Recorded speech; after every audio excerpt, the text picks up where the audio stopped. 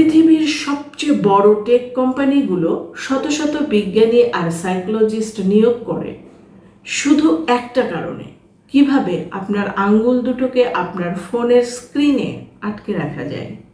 তারা খুব ভালো করেই জানে আমাদের অবচেতন মন ঠিক কী চায়, আর তাই ইচ্ছে থাকা সত্ত্বেও আমরা বারবার ফোনের কাছে হেরে যাই।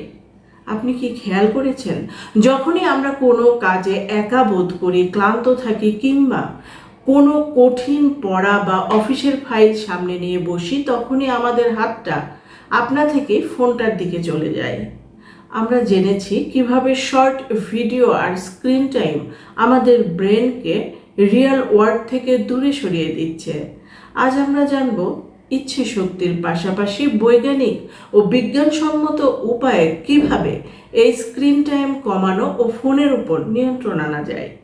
সবচেয়ে বড় ভুলটা আমরা তখনই করি যখন হুট করে কোনো সিদ্ধান্ত নেই, আজ থেকে আর ফোন ব্যবহারই করব না। কিন্তু সত্যি বলতে শুধু ইচ্ছে শক্তি দিয়ে মস্তিষ্কের এই ডোপামিন লুপ ভাঙা অসম্ভব। অভ্যাস বদলাতে হলে আমাদের এগোতে হবে কৌশলগতভাবে।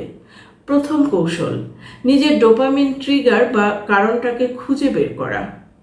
স্ক্রিন টাইম কমানোর যুদ্ধ শুরু করার আগে প্রথম কয়েকটা দিন নিজের আচরণ পর্যবেক্ষণ করুন।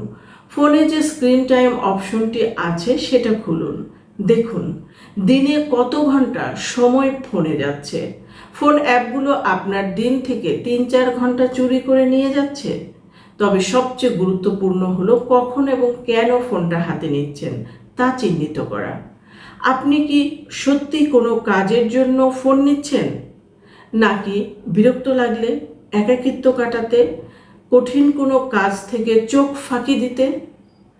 আপনার ব্রেন ঠিক কোন অজুহাতে ফোনটা আপনাকে ধরাচ্ছে সেটা বুঝতে পারলেই অভ্যাসের অর্ধেকটা আপনার নিয়ন্ত্রণে চলে আসবে। দ্বিতীয় কৌশল, রিলসের জন্য স্মার্ট লিমিট তৈরি করা। নিজেকে কখনোই বলবেন না আজ থেকে আর একটুও রিলস দেখব না, কারণ মস্তিষ্ককে কোনো কিছু থেকে একদম বঞ্চিত করলে সেটির প্রতি আসক্তি আরও বাড়ে। এর বদলে প্রতিদিনের জন্য একটা নির্দিষ্ট সময় বেঁধে দিন, যেমন দিনে সর্বোচ্চ 30 মিনিট।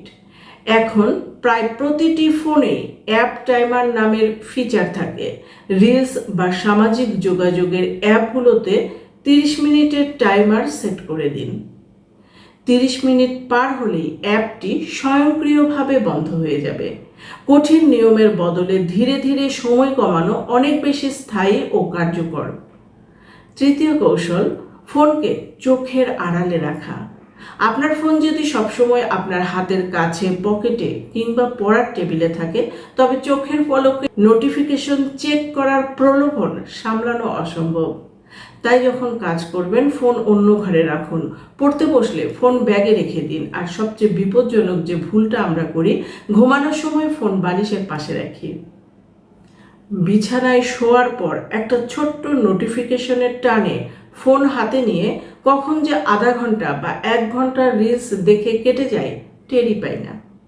তাই ফোন বিছানা থেকে অন্তত এমন দূরত্বে রাখা দরকার যেন ফোন নিতে হলে বিছানা ছেড়ে উঠতে হয়।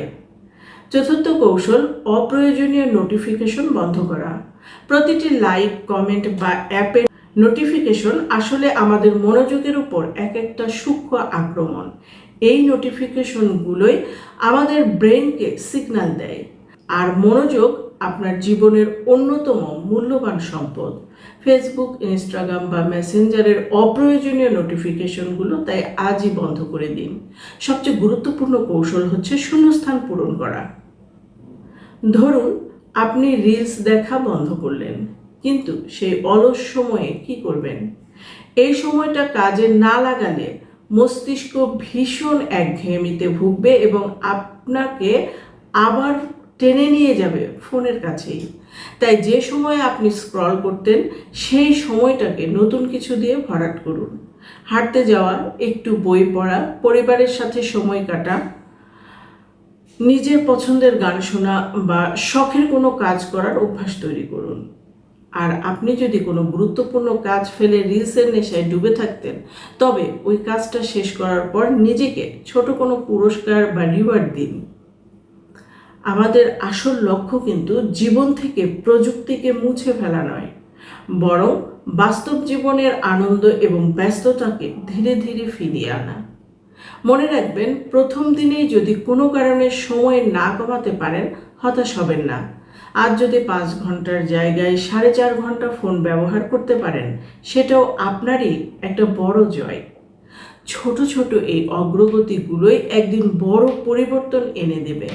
ফোন আপনার সুবিধার জন্য তৈরি হয়েছে, আপনি ফোনের দাস হওয়ার জন্য জন্মাননি।